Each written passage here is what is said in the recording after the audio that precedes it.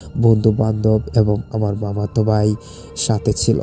আমরা সকলে মজা করতে করতেই আমি সকলকে জিজ্ঞাসা করি যে কারোর কাছে ভয়ঙ্কর কোনো ঘটনা আছে কিনা। তখন আমার মামাতো ভাই বললেন, আমার কাছে একটি ঘটনা আছে। আমরা সকলে কৌতূহল হয়ে বলি, কিসের ঘটনা? তখন মামাতো ভাই বলতে শুরু করলেন, ঘটনাটি ঘটে আমার মামির বাবার বাড়ির এলাকায় ঘটনা। তো চলে যাচ্ছি আমাদের ঘটনায়। তো শাওন ভাই ঘটনা সাজিয়ে বলতে অনেক বোঝার স্বার্থে আমি অনেক কিছু ঘটনায় বলেছি। তো ক্ষমা সুন্দর দৃষ্টিতে দেখবেন। আমি চলে যাচ্ছি আমার ঘটনায়। কবিরাজ তান্ত্রিক বা হুজুর যাই বলুন আমাকে, আমি এক প্রকার কালো জাদু শিখেছি জিদ করে। আমার বাসা কুমিল্লা। আমার একটি বন্ধু আছে যার নাম সাইফ। ওর বাবা একজন হুজুর ছিলেন, আর উনি মরার আগে সাইফকে অনেক কিছু কাজ শিখিয়ে দিয়ে গেছেন। আমি প্রায় সময় সাইফদের বাসায় যেতাম। আমি ওখানেই অনেক কিছুই দেখতাম। আমি সাইফের রুমেই যাই আর আমি শুনতে পাই তাদের চালে অনেকজন হাঁটা চলা করছে। আমি ভয় পেতাম খুবই। আমি প্রায় সময় ওই বাসার বাইরে একটা কুকুর দেখতে পেতাম। সেই বাসাটা খুবই ভয়, সেই সেই কুকুরটা খুবই ভয়ানক। আমি বুঝতে পারতাম সেটা একটা কুকুর না, এটা একটা জিন, কারণ কুকুরটা কখনোই আলোতে আসতো না আর দেখতেও অসাধারণ একটা কুকুর মতন দেখতে ছিল না। একদিন সন্ধ্যায় আমি সাইফের বাসায় যাই। ওদের বাড়ির সামনে যেতেই ওই কুকুরটা আমার সামনে এসে দাঁড়ায়। সে আমার দিকে এক নজর তাকিয়ে থাকে।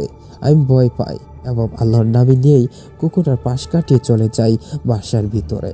গিয়ে দেখি সাইফ বসে আছে। আমিও গিয়ে তার সাথে বসি।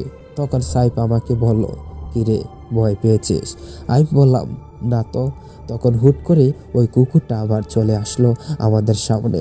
তখন সাইফ কুকুরটাকে বলল, তোমাকে কেন বলেছি এটা আমার বন্ধু, ভয় দেখাতে না? তখন যা দেখলাম তা দেখে আমার মরা মরা অবস্থা।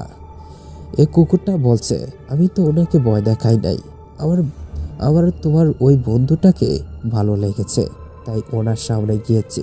সাহেব একটু হেসে বলল, আচ্ছা তাই নাকি? তারপরে কুকুরটা চলে গেল। আর সাইফ আমাকে বলল, তুই তো জানিস আমার বাবা এসব কাজ করত, আর আমার বাবার সাথে অনেক জিনে ছিল, আর ওই জিনগুলো এই বাসায় থাকে, কারণ বাবা তাদের বলে গিয়েছেন যে সব সময় আমাকে দেখে রাখতে। আর ওই কুকুরটা দেখছিল ওইটা আমাদের বাসা পাহারা দেয়, ভয় পাওয়ার কিছুই নেই। আর তুই তো জানিস আমি এসব কাজ শিখে গেছি।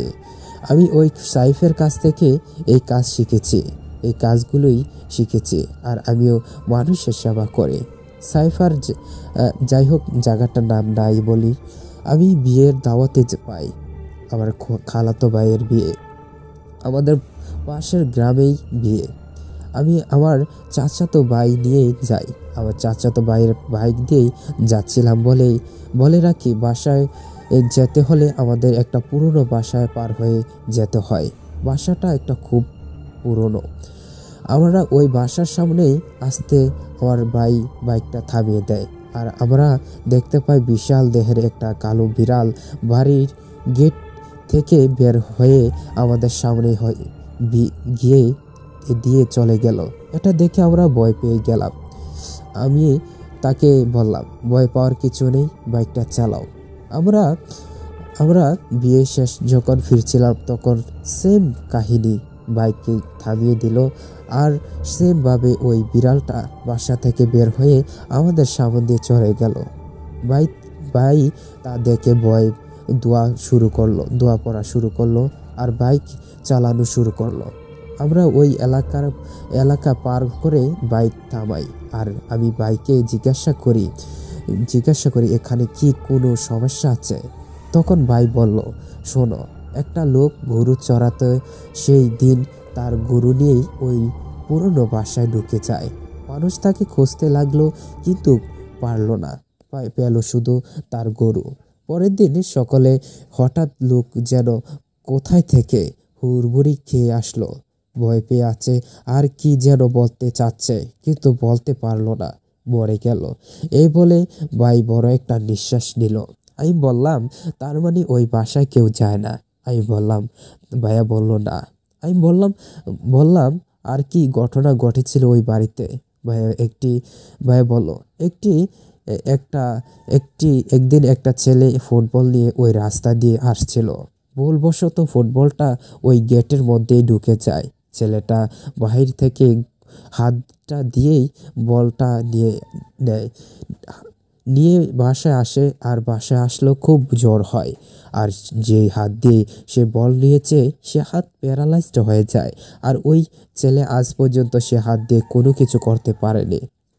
তাই ওই বাসায় কেউ যায় না। আর সন্ধ্যার পরে কেউ ওই বাসার সামনেই আসে না। আমি বললাম, কিন্তু ভাইয়া আমি তো ওই